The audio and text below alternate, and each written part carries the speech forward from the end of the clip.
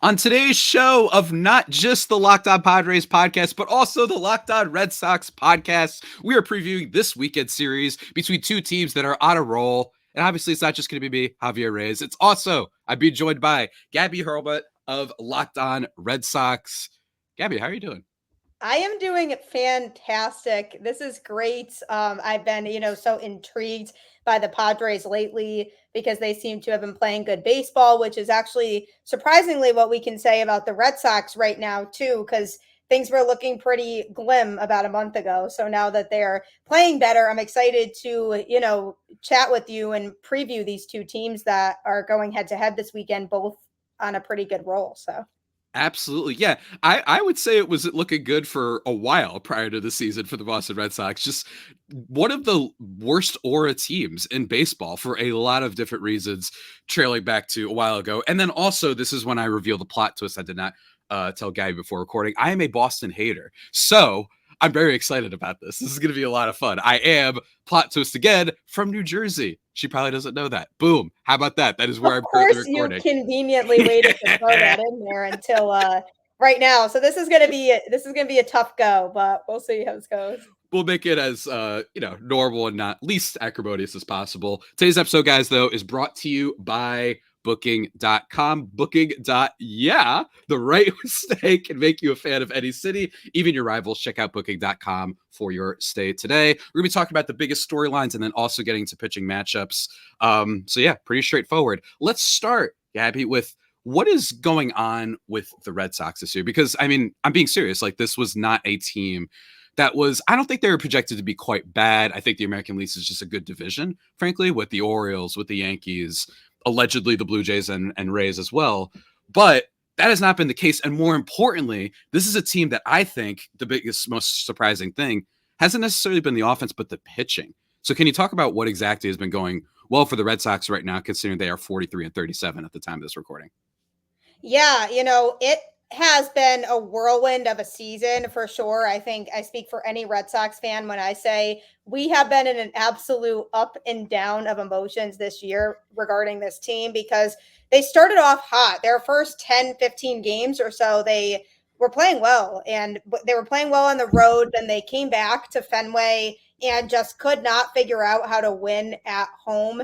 So they were struggling at Fenway Park, and it was very frustrating to see that because I said this team needs to figure out a way to win at home, or else this could be a very, very long season for us here as fans. And one of the biggest things early on that I was concerned about has been a surprisingly good factor with this Red Sox team right now has been the starting pitching. Going into the season, the Red Sox didn't really do a whole lot to address their starting pitching situation. And the guys they did acquire are injured, like Lucas Giolito, who's going to be missing the entirety of the season. And then they have guys who they were saying maybe could be in the rotation, maybe could be in the bullpen, guys who have been solid pieces out of the pen that they decided to put into the rotation. So there were some question marks surrounding their starting pitching, but that's been one of their best factors this season. They're keeping them in games. Having Andrew Bailey here working with the pitching staff, I think has worked wonders for these starters. It's given them confidence out there. They're mixing up their pitches a lot differently, not relying as much on their four-seam fastballs, utilizing a lot of off-speed stuff. And that's been a big factor for this Red Sox team. And the other big reason why they're playing really well right now is they have a lot of speed in the lineup. They have 3 players in the lineup who are among the fastest players in the league. They are in the top 5 teams in stolen bases right now. And they have players who can rattle opposing pitchers with their ability on the base paths. Jarren Duran hitting in the leadoff spot can run. David Hamilton hitting after him can run. Cedar Rafaela in the 9th spot also can run. So they have been utilizing their speed to help them win a lot of games, and they are resilient. They just are not backing down against opponents. They came back. They were down 4 runs in the 8th inning against the Blue Jays the other night and came back and won that game. So that was a very exciting, thrilling win. So they've definitely been a surprise as of lately, and they are finding themselves right in the playoff mix right now. And if they continue playing like this, I think they could be a tougher challenge for teams than people think because they've also been injured. They've had a lot of injuries this year. but they've found a way to stay above water and win games despite those injuries. So definitely a very exciting team to watch right now.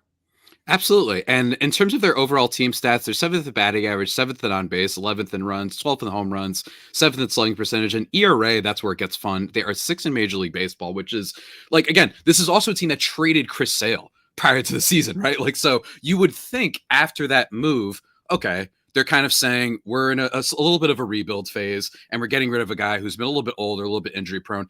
And he's also amazing for the Atlanta Braves right now. But then if someone told you, actually, the Red Sox would be kind of doing okay without him, that would be a big surprise. Tanner Houck, who I've made many jokes about with my friend, not being mean, but just saying like it's like a goofy name.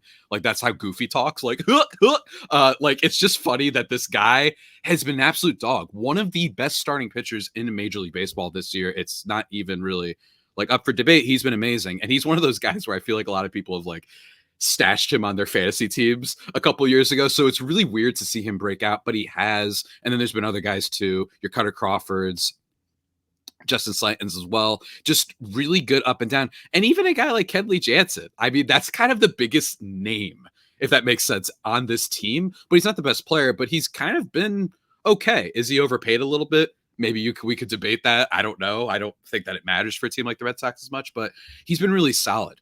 So it feels like this team is a little bit more complete than I think the Padres have been right now. The Padres have been a little bit better, I'd say, offensively than the Red Sox this year. You have Jurickson Profar, who is God for some reason. And then obviously you have Tatis, who's been injured, or he is injured now. Manny Machado has been kicking things up. Jake Cronenworth, Jackson Merrill, potentially the Rookie of the Year in the National League. But when it comes to pitching, it seems like the Red Sox have a distinct and very clear advantage, especially because for the Padres, Dylan Cease just pitched. So the Red Sox will be able to dodge that bullet potentially. Instead, we're going to get into those pitching matchups later. But yeah, it's an interesting series because the Red Sox have played well. They just beat the Yankees recently, which in my area, people were not happy about that, Gabby. They weren't happy whatsoever. I'm sure they were not. I was very happy about it. But yeah, I mean, they definitely got some momentum because they earned back-to-back series wins against the Phillies and the Yankees. And that was huge because heading into that series with the Phillies, they had literally split a series with the White Sox before that, and they were just not playing good baseball. I was like, this is a 500 baseball team, and they are not showing that they have the capability to beat the good teams. So then to go out there and win both of those series against the Phillies and Yankees was huge from a momentum standpoint. They then swept the Blue Jays and won a series against the Reds. They now are in a series that they won the first game against the Blue Jays, lost the second game, and then last night's game was suspended due to rain. So that didn't end up being finished. So they didn't really finish that series for us to really be able to say that it was another series win. But yeah, we're looking forward to hopefully winning another series this weekend. And I think it's interesting you mentioned the thing about the Padres offense, because that's been a big thing with the Red Sox. That's been a challenge, has been consistency with their offense and being able to generate lots of run support for their starters. That's something that I need to do more of, is be consistent in that area. And I think when you look at the Padres lineup, they have the capability of scoring a ton of runs. So that's something that could be a problem and a challenge, I think, for the Red Sox this weekend, is from an offensive standpoint, are they going to be able to keep up with the strength of the bats that the Padres have? Yeah, absolutely. That is going to be the question. And there's more questions that we will be answering for this series, folks. But first, I want to take a quick break to talk about our friends over at, we talked about them at the beginning of the podcast, a little bit of a cameo from them at the beginning, booking.com. With summer travels heating up, especially travel for baseball games, it's time to explore those U.S. cities you always secretly wanted to learn about. Yes, we're talking about your rival cities too. I'm a Red Sox hater, but guess what? I will probably be visiting Boston for the first time this summer. And I'm going to be using booking.com because they're really great and really helpful with hotels, bed and breakfast, vacation rentals, resorts, and so much more on booking.com. You might just find your perfect stay, even in your baseball city's rival, whoever it is. In this case, if you're a Padres fan, maybe you want to go to LA. I don't know. I might have just annoyed a lot of Padres fans saying that, but you could do it. You could do it. Maybe Colorado. Apparently, that team has a lot of good vibes. They are always top level in attendance. So there's got to be something over in Colorado. Booking.com can give you what you need to check it out. From hotels that look over stadiums to family-friendly resorts, Booking.com has so many choices across the U.S. for your summer travel this MLB season. The right stay can make you a fan of any U.S. city, including the rivals. Book today on Booking.com, on the site, or in the Booking.com app. Booking.com, Booking.yeah. Gets me every time. But that's not all, folks. We also got to talk about the good old classic friends, of course, over at FanDuel. If you want to make bets this weekend, you can. I personally think that this series, this team, I refuse to make any bets on the Padres. I just don't trust them whatsoever. But if you want to do individual stuff, they have you covered. I love sports, obviously, as much as the next person. So does Gabby. And all across this summer, FanDuel is hooking up customers with a boost or bonus daily, every day. That's right. All different promos all the time. That's right. Something for everyone all summer long, whether you're going to be doing baseball stuff, maybe doing NFL futures, maybe you're doing WNBA stuff, whatever you want, FanDuel has you covered. So head over FanDuel.com/lockedon and start making the most out of your summer. FanDuel, official sports betting partner of Major League Baseball. And just like that, everybody, we are back on the Locked On Padres and Locked On Red Sox crossover extravaganza.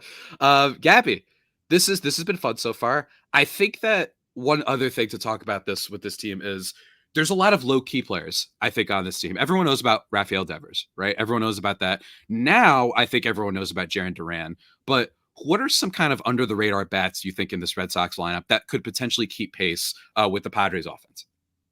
Yeah, no, that's definitely a great question. I think the Red Sox going into this season were pretty adamant on developing some of the younger players on this team and being able to help them develop so that they can be part of the future, because the Red Sox are very much in that position right now where they're trying to formulate their future, what guys are going to be part of the picture moving forward. So Cedar Rafaela, who's somebody who has just grown into a very talented young player for this Red Sox team. He's incredibly versatile. He plays fantastic defense in the outfield. He can also play in the infield, although his defense is far better in the outfield than it is in the infield. And his bat was slow to begin the season, could not really figure things out. Tons of swings and misses. He definitely still has his fair share of strikeouts, so he's still working in terms of the plate discipline area of the game. But he has started to figure things out offensively, and it has been huge for this Red Sox lineup, especially with him hitting in the 9-hole. So he's somebody that could be interesting to watch in this upcoming series, because he definitely has been gaining a lot of confidence lately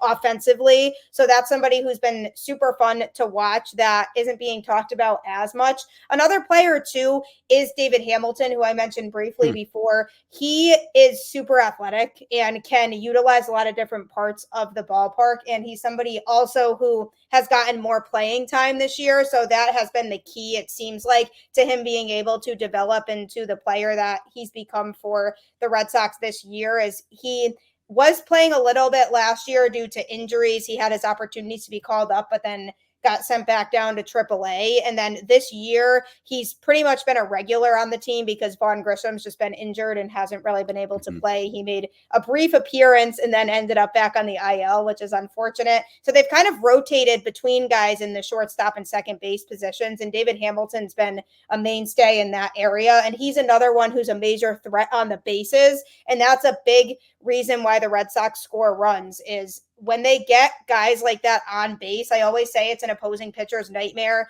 when you have Jarren Duran and him as the 1-2 punch, because if Duran gets on and then Hamilton gets on, that's two easy base stealing threats on the base path. So the way that they have that set up in the lineup, I think, is huge for the Red Sox at the top of it. Tyler O'Neill is a power bat. I mean, he hit a home run the other night, and he's somebody who, going into the season, I was definitely interested in seeing how his bat would fit into this Red Sox lineup. We knew he could play defense, but he was somebody who I said, if he can come into Fenway and crush baseballs, that would be great for this lineup, because the Red Sox didn't have a lot of power in the lineup really before, but that's what Tyler O'Neill does. He just crushes baseballs. It was pretty incredible against the Blue Jays the other night. It went way, way out of the ballpark. And I was like, that's probably still landing somewhere today as we speak. But he crushes baseballs, could be a huge home run threat in the series as well.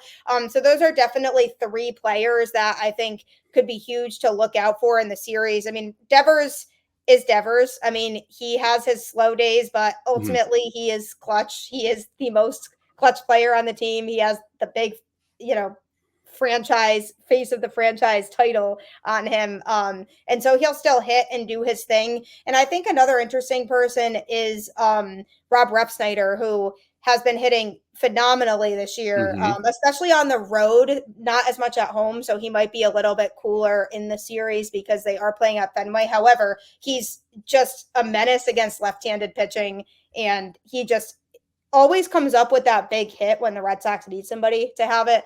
So that's another guy too, who I expect to maybe do some damage in the series. So there are a few guys here that, people aren't talking about as much that I think could be big for the Red Sox in this series. You guys got kind of lucky. Triston Casas is still not healthy, but he is a key in this Red Sox lineup when he is. So it should be interesting, but they do need to maintain some consistency. And if they're going against some pitching that may not be the strongest, then the Red Sox will be able to do some damage for sure offensively.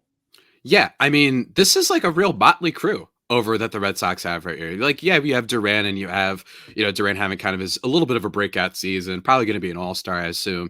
And then Rafi Devers obviously is always a basic, but I looked at the Rob Refsnyder thing. I'm like, what the hell is this? You know what I mean? why do you have a 148 WRC plus this year?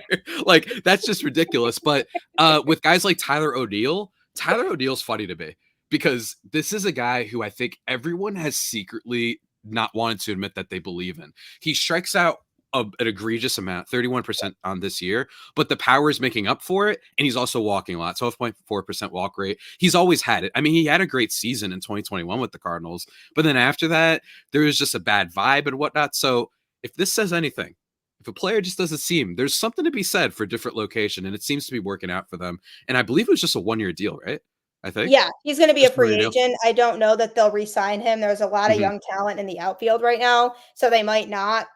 But he needs to stay healthy. That's another big thing that he's run into the last couple seasons, is that he hasn't been able to stay on the field. He has experienced a couple injury stints with the Red Sox this year, so fingers crossed that he doesn't have any more time on the IL that he has to spend, and he's able to stay healthy and be playing in games.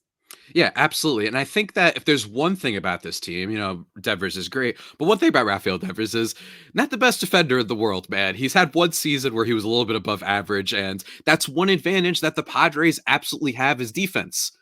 Theoretically, at least. The Padres on defense this year have been weirdly not so great. In terms of outs above average, in fact, the Red Sox are 24th in baseball, and the Padres are 22nd, which is really, really weird. And I know that Fernando Tatis Jr. is hurt right now, but even still before he got hurt, which was only this week, the Padres had a platinum glove player in Tatis. You have a gold glover in Ah-Sung Kim. Then you have Manny Machado at third base. You have Jake Cronenworth playing good defense at first base. You used to have your old friend Xander Bogaerts at second base. And yet they haven't been so great. Jackson Merrill's been good. So it's very weird how much talent they have defensively, but it hasn't shown up this year. So that actually isn't apparently going to be a big advantage for the Padres. So that's going to be something to watch out for, I think, in this series too. But in general, yeah, I mean, the Red Sox defensively for sure that's been a problem this year. That's been something that has held them back in games. They, in a game against the Reds last week, made 3 errors in 1 inning. And it ended up costing them the game. Just lots of mistakes, especially in the infield, overthrown balls, just not making the right play at the right time, just not being able to execute when they need to execute on the routine plays in the infield. So that's definitely a disadvantage the Red Sox have, and I expect to still have, is some of these young players just are still trying to figure it out defensively, and that's been a struggle to watch with this team overall. So I would still put the Padres ahead of them in terms of their ability to make more of the routine plays. Absolutely. And yeah, man, Rafael Devers, man, figure it out. I'm just looking at the numbers right now. My gosh, dude. So everyone, Padres fans, even if you get annoyed with Manny Machado, at least he's basically always a plus defender. But nonetheless, the Red Sox are really dangerous. And I think that this is a team that, for whatever reason, the Red Sox are really good at procuring offense out of thin air. That's what it's felt like for me watching them the past few years. Obviously, they had that run 2021, was it? Yeah, when was the 2021, 2021? The ALCS, yeah. They beat the Rays, who were very good that year. They beat the snot out of the Yankees in the wild card game. They have this uncanny ability to procure offense out of thin air. The same way, your Tampa Bay Rays have the ability to procure random starting pitchers who win Cy Youngs out of thin air. It's very similar. That AL East is so weird and chaotic. But, of course, we got to talk more about the pitching, and I'll maybe I'll allow Gabby to ask me any final questions about the Padres. But first, I want to take a second to talk to you folks about one of my personal favorite sponsors, because I've used them before. I've used them multiple times because they are great for securing the tickets. If you're in Fenway, the ballpark that I have not personally visited yet, but I've heard the best of things, you might want to try checking out Game Time. It is an app that lets you get all the best prices for tickets in your area, or for whatever it is. This even goes for like concerts, and I assume that the Eras tour is still going on. Maybe you can use it for that. I imagine Kendrick Lamar has been in the news lately. He'll have some concert whatnot. They've got comedy clubs, theater stuff, whatever you need, with killer last minute deals, all in prices, views from your seat as well, for all the visual learners out there, and their lowest prices guaranteed. Game Time takes the guesswork out of buying tickets. It's great. It's great. And also, they have all these different zone deals that pop up. So like a certain part of the stadium, they have flash deals. So let's say you're working and you don't know if you'll be able to make it to Fenway. Maybe you're getting too crazy at happy hour. Well, they have up to like the last second. They've got all these deals going on for you. And event cancellation protection, job loss protection. They have, if you find better seats, they'll credit you 110% of the difference. All I've been saying is good stuff. So go check it out. Download the Game Time app, create an account, and use code LOCKEDONMLB for $20 off your first purchase. Terms again apply. Create an account and redeem code LOCKEDONMLB for $20 off. Download the app. Last minute tickets, lowest prices guaranteed with Game Time.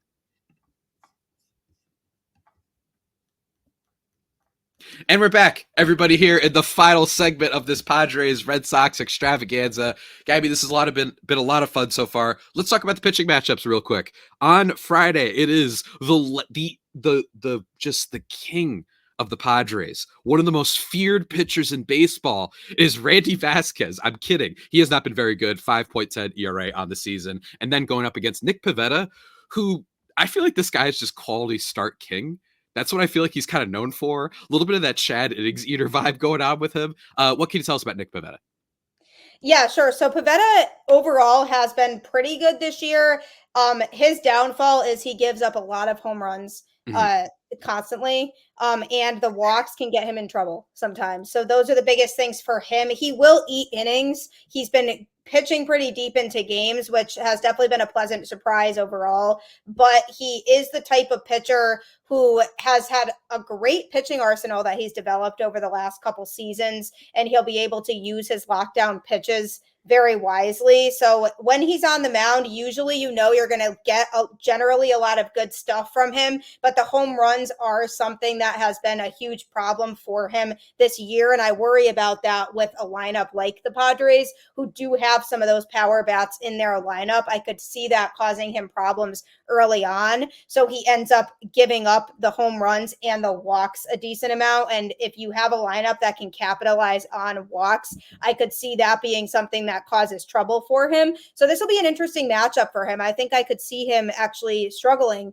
in some of those early innings. And hopefully he's able to provide at least 5, maybe 6 strong innings would be ideal. That's kind of what he's averaging this year. So that would be fantastic, but he does have command issues sometimes when it comes to those walks. And I just wish he would figure out his problem with the long ball. I really do think he's just a career, number 3 starter, which is fine for a Red Sox team right now that was hoping that they would get good starting pitching as a result this year. I definitely am not disappointed in what I've seen from Pivetta. However, he's in the middle, I'd say, about in terms of ability in the pitching rotation.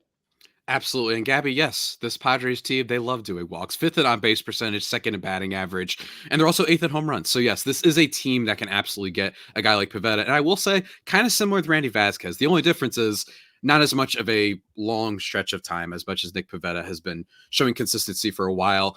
Randy Vasquez, oh man, did you know opponents are slugging 692 against a sinker? And then 815 against his changeup. Yeah, it's Oh not wow. fun. It's Oh not wow. fun. So while yes, Nick Pivetta has been walking a lot of batters and whatnot, that's kind of the only advantage that Randy Vasquez has as his matchup is that he's not walking too many batters. He's actually in the 82nd percentile in terms of walk rate. But man, don't Padres fans pull up this man's baseball savant. Look, I will say one thing. He is new. He's still young. He was part of the Juan Soto trade.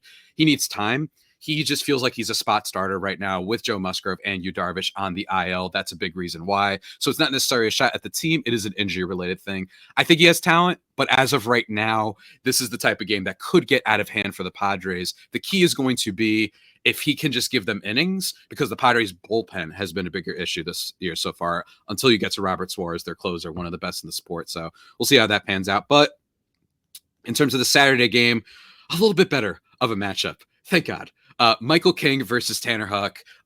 Michael King for the Padres, he has made strides lately. He had a bad start in his last game, but otherwise just really, really solid all year. And what has been interesting with him is he was a former reliever. So a little bit of the Tanner Houck thing, right? Like he didn't have as many innings under his belt before this season.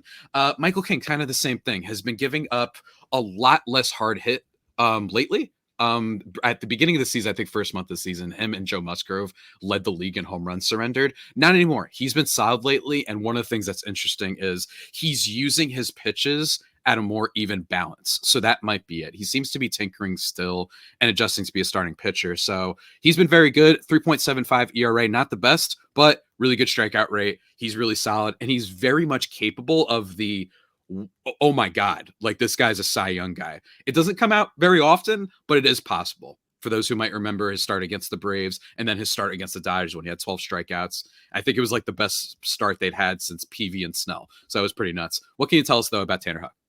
Yeah, I think it'll be interesting with Michael King. I think the key there for the Red Sox is going to be to try to get him out of the game earlier. And Mm-hmm. they have been known to really work pitch counts. They have a lot of guys who will take walks, who will be patient at the plate, who will, really find their pitch. And Connor Wong, who I haven't even talked about, is great at this. He has very good plate discipline. And for a catcher, he's having a fantastic season at the plate this year. So he's another one to look out for in this series. But he is somebody who really knows how to work pitch counts until he finds his pitch. And I think that's something that is going to be key for the Red Sox offense against King if they want to try to get to that bullpen that you mentioned is not very good this year. But Tanner Houck, he's who I trust 100% the most in this Red Sox rotation. He has been nails this year, certainly well deservedly in the Cy Young conversation.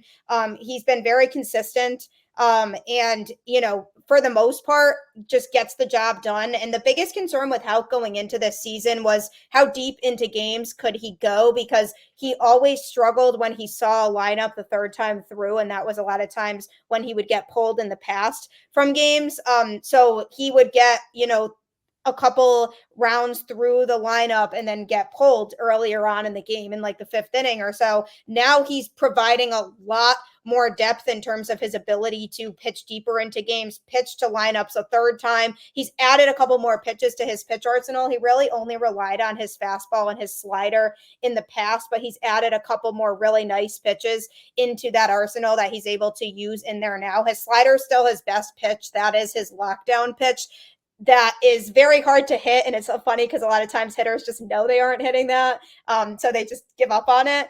That is his best pitch, but he has a lot more pitches that he's been utilizing now. And I do credit Andrew Bailey for some of that, for helping him out with mixing up his pitch selection more. But I do expect, a dominant performance from him. I think I could see this being a game in which, we might not get a lot of runs, and it could be more of a pitching matchup because I could see the Padres lineup struggling against him. He just is very locked in this year, and he has just been solid on the mound in so many different ways. He gets a lot of swings and misses too. So he's definitely been great to have out there this year.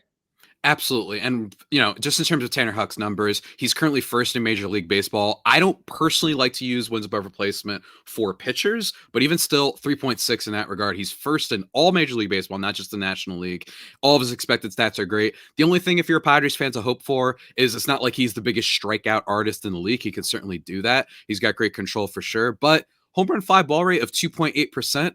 If you're just like me and you're like, at some point, he has to have a bad start, maybe you could glean out to that, but otherwise, this guy has been pound for pound, basically the best starting pitcher in baseball. Would I take him over some other guys? Not necessarily, but that's not the question, right? So he's been amazing. They definitely have a disadvantage, but at least it is Michael King going up against him. That should be a lot of fun. And because we've been talking about how good both these pitchers are, I imagine the final score will be 8-10. Then lastly, we have, right? I mean, that always happens. It literally happened the last time I did a crossover. It's so true. Like, whenever you're like, oh, we're going to get a great pitchers duel, it ends up being like the highest scoring game of the series. Exactly. It's just, baseball's so dumb. You know what I mean? Baseball's so It dumb. really is. It's such a It dumb really sport. is. In a lot of ways. Sunday, the final game of this series, it is Josh Winchowski, hopefully I said that correctly, going up against the knuckleball legend, Matt Waldron. Not too much to say on my part. Matt Waldron has been one of the best developments from the Padres, pitching development side in a long time. They are not known for being able to turn, water into wine or whatever the phrase is. They have not been able to do that for a while, but Matt Waldron has been a success story. Ruben Niebla, pitching coach for the Padres, has done an excellent job, I think, with plenty of guys. Helped Blake Snell win his Cy Young last year. Dylan Cease doesn't walk as many batters. And in the case of Matt Waldron, the knuckleball is the biggest thing. It sometimes is bad, which I feel like is just kind of, occupational hazard with throwing knuckleballs a lot. But for me, it's more that his off-speed sweeper slider combination is what's really good. And I think in general, that's why batters are having trouble. I don't know if Matt Waldron could be a regression guy because people just aren't used to hitting knuckleballs, but I'm enjoying it right now. Having a guy who could come up there and throw a pitch that everyone thinks is like extinct practically, and then hit everybody with a sweeper that has great movement and great location, that's what makes Matt Waldron really effective. So I think this is probably, on face value, I don't know much about Mr. Josh over here, probably the most even pitching matchup in the series. And I think that that's going to make it an interesting one. And I'm really excited. What can you tell us about this Josh fellow, though? Yeah, he's been an interesting one because he's a type of pitcher who the Red Sox have had conversations about both being a starter and being in the bullpen. He's had experience doing both. But the interesting thing with him is he was sent back down to AAA and just got called back up the other day, pitched the other night out of the bullpen and was absolutely fantastic. And so I'm excited to see what he can do now that he's starting again. But this is being used kind of as a bullpen game for the Red Sox because they have somebody named Cooper Criswell who is hanging out in AAA right now and was the 5th starter for this team in place of Garrett Whitlock, who's been injured all year. Then they decided to send him back down to AAA. So now he has to be in AAA for, a certain amount of time before he can get called back up. So they are utilizing this game as a bullpen day instead of going with one of their other starters. And so it'll be interesting to see what he brings to the table because he has had days where he's been absolutely lights out, especially when he pitches out of the bullpen.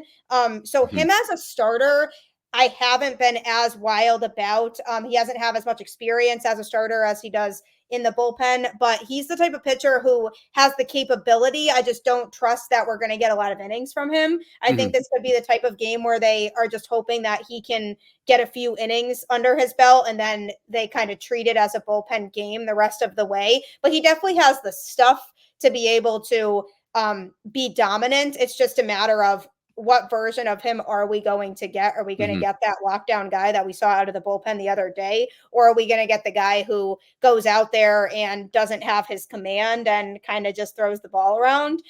So it's a question mark what we're going to get from him. But overall, as a pitcher, he definitely has that stuff there and that potential. I just think the Red Sox are doing a little bit of too much playing around with him in terms of sending him down to AAA, bringing him back up, having him pitch out of the bullpen, having him pitch in the rotation. I think they just kind of need to pick a spot for him and stick with it. And that, to me, over the last couple seasons has been an issue, is there's not really a defined role for him. They just kind of have him pitch wherever it's needed. But him being back down in AAA and coming back up now and looking very good the other night out of the pen is a promising sign for him going into this start.